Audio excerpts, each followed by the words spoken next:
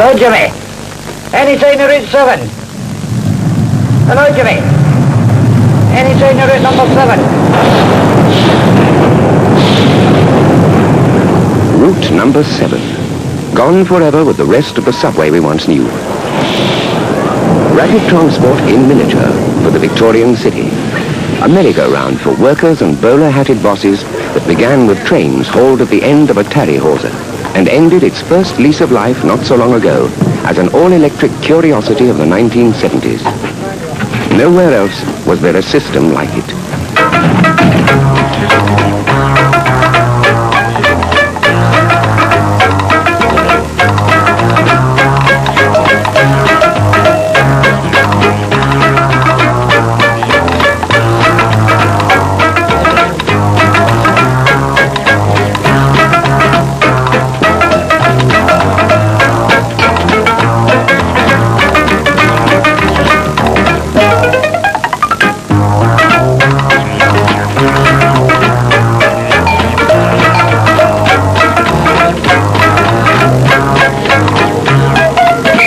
A great metropolitan system like London's or Moscow's or New York's.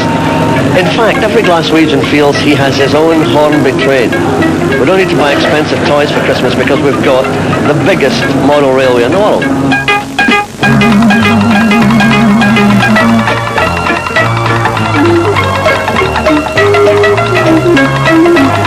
Every time I went in the underground, and I travelled on it a lot, I always felt a sense of occasion because it was the only one of its kind in the world. I always used to feel that this was like being in Toy Town when you were sitting in, and it was very good for the liver. You get a wee rumble about, you know, so it kept you fit as well, and it was a slight tourist attraction. People coming up from the south were always dying to go for a wee huddle in our subway. Because it's that small, well, we had like a horse train. I think it's marvellous how it's lasted so long. Oh, they're marvellously built, there's no doubt about that. Because these are original coaches, they were built in 1895. Very handy, the subway. Glasgow folk declined to dignify it with such a grand title as Underground. To them, it remained the subway. Antique units rode the 6.5-mile merry-go-round on a bumpy, 4-foot, narrow-gauge permanent way through twin tunnels under the centre of the city, passing 15 stations in the half-hour circuit with strange-sounding names to tell.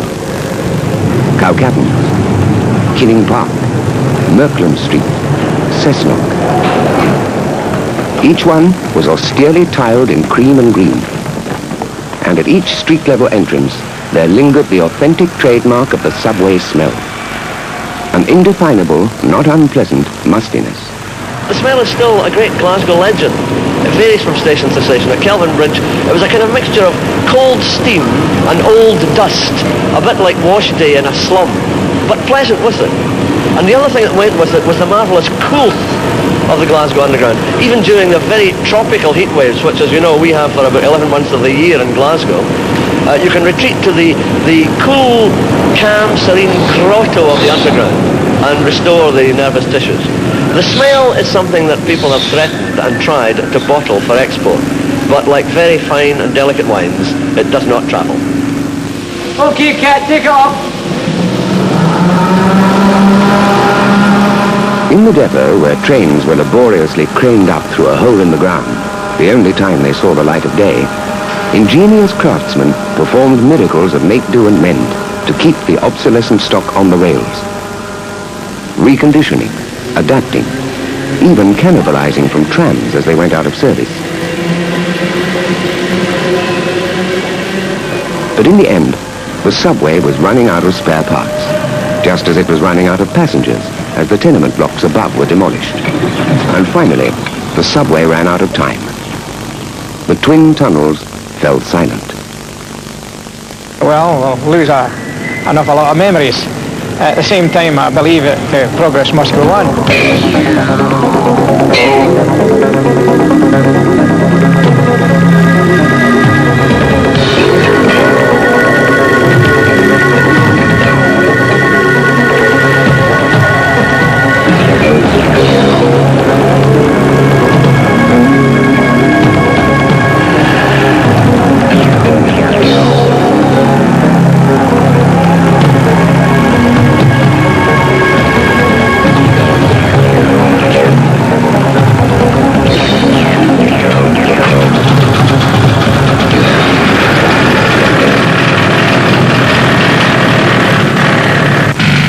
With the promise of a substantial government grant, the decision is made to transform this jokey wee railway into the hub of an integrated transport system for Strathclyde, as progressive as any in the world.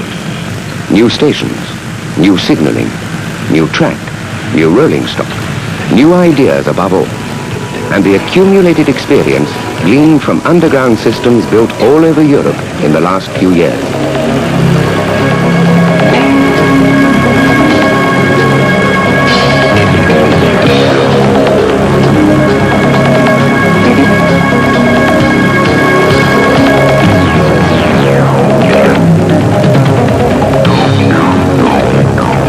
Glasgow had one advantage. It didn't need to start from scratch, because the tunnels were already there, and the capital cost is therefore relatively modest. The related disadvantage is that the line is more or less fixed, and that working in 11-foot diameter tunnels, first built for cable traction, gives little elbow room for either designer or builder.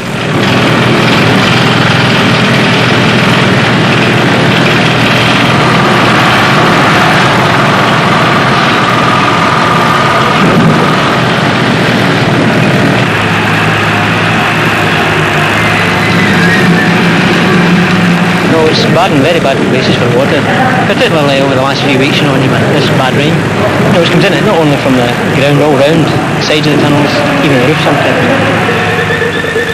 Water, ever the tunneler's bane. And of course there were plenty of headaches for all concerned.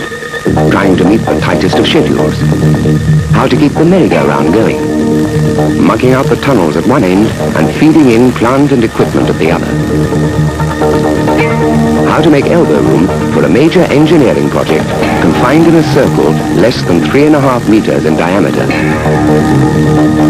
There was flooding, frustrating mechanical hitches, bugs in the electronics.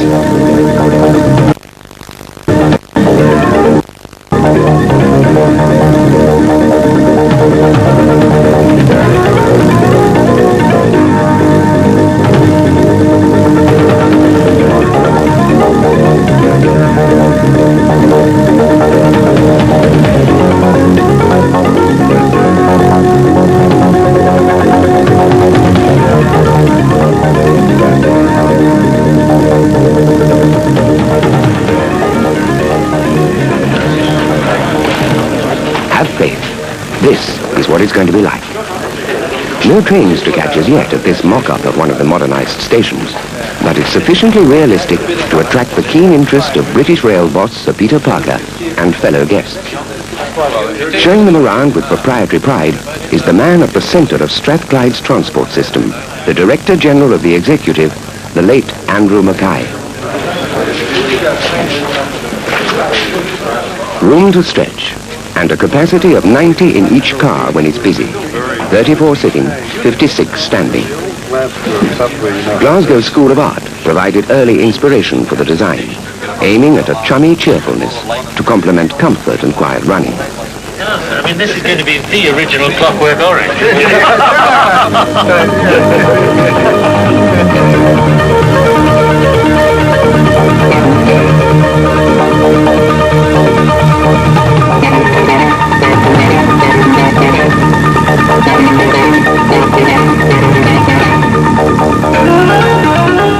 Dodging sewers, main services and even underground streams, nudging the base of old buildings.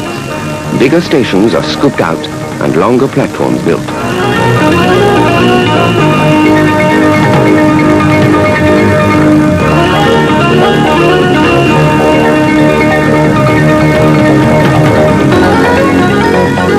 A stretch of new tunnel is driven, allowing the new train units to surface for overnight parking and access to the new repair shop complex at Boomloan. At 9 of the 15 stations, escalators will carry passengers to and from street level, instead of the former flight of steps. At Buchanan Street, a covered moving pavement will ease the way to Queen Street Station.